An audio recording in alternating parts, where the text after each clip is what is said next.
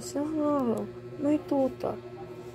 Napagod at gutom na gutom. Gumising siya at nakita niya ang paligid. Wala pa rin nagbibigay sa kanya ng pagkain. Nalungkot ang tuta na ito. Napaisip siya kung ano ang gagawin niya sa paligid niya.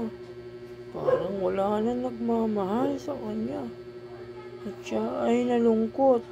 Tumingin siya at nalungkot sa kanyang paligid. Bumalik siya uli sa kanyang pagtulog. At ang kawawang tutang ito ay natulog lang ng natulog. At gumising siya uli.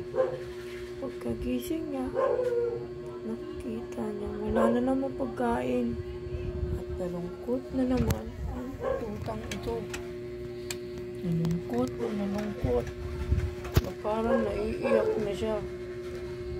Walang magawa ang tutang ito kundi humiga na lang. Ay, at palipasin ang gabi ng gutom na gutom. Walang magulang, walang amo, walang magpapakain sa kanya. Kawawa ang tutang ito. Ano kaya magiging mangyayari sa kinabukasan niya?